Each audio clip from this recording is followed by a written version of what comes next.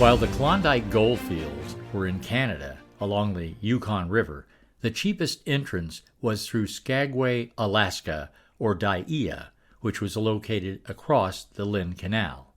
It's estimated that 100,000 prospectors, known as stampeders, packed the docks headed for Skagway and Dyea on their way to the Klondike in 1897.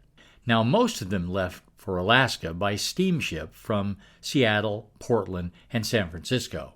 Ships traveled up Alaska's Inside Passage along the same route that the tour ships use now and into the Lynn Canal, the deepest fjord in North America and one of the longest in the world.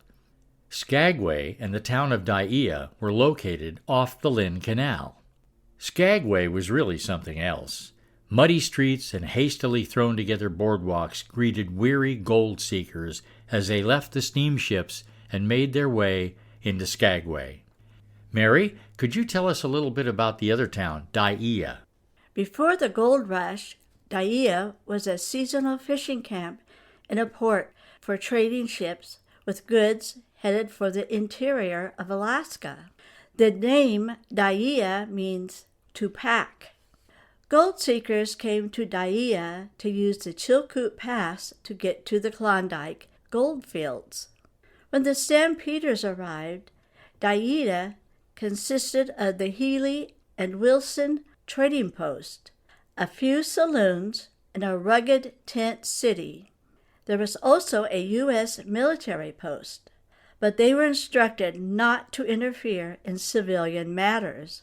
Dyea is now mostly a ghost town. Thank you, Mary. That's great. That's so interesting about Dyea. Now let's take a look at the Chilkoot Steps. The Chilkoot Pass led stampeders into Canada on their way to the Klondike River. The Canadian Mounties required every prospector to bring a full year's worth of supplies with them. So, every person had to make many trips up and down this long pass to get all their goods to the top. As you might imagine, while stampeders were busy making multiple trips up and down the Chilkoot, well, theft of supplies was rampant. The Chilkoot had steps cut into the pass that the stampeders used to get up and down the steep grade. It was called the Chilkoot Steps, and it was a hard climb. Imagine doing that over and over until you had all your supplies on the top, only to have them stolen. Enter Jeff Soapy Smith. A brilliant con man, Jeff Smith brought his gang from Colorado to Skagway to take advantage of the men arriving in Skagway with money to buy goods to get them to the goldfields, and to rob miners returning to Skagway of any gold they'd found in the Klondike. Smith even had men working the steamships heading to Skagway and Dyea. His men found out who had money, so that when the ship arrived and the passengers got ashore, they could be mugged or conned out of their money. Soapy Smith got his name Soapy after a con game. He would sell bars of soap for $1 with a chance to find $10 or $20 or more tucked inside a wrapper, a soap wrapper.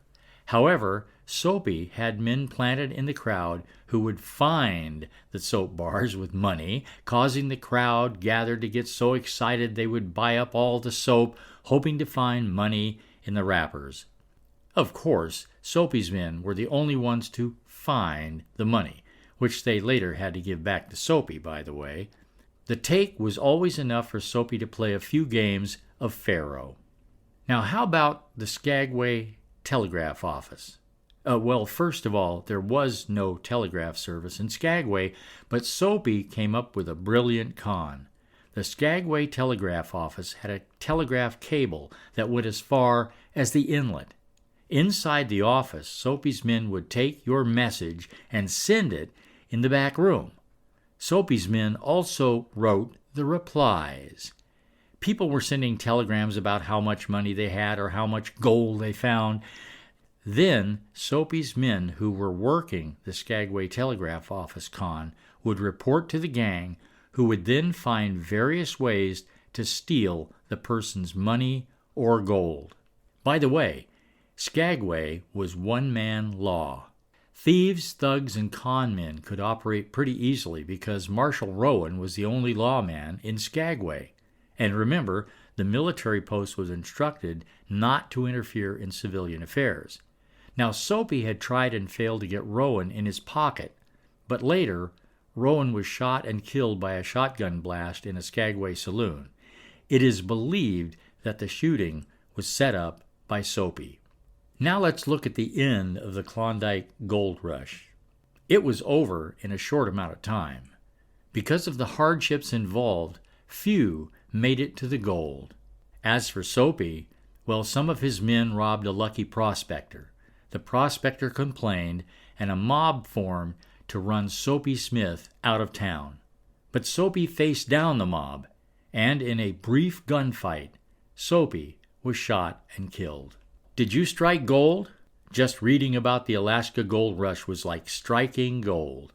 But now you have to make sure that Soapy Smith and his men don't take it away from you. Until next time, this is Mike and Mary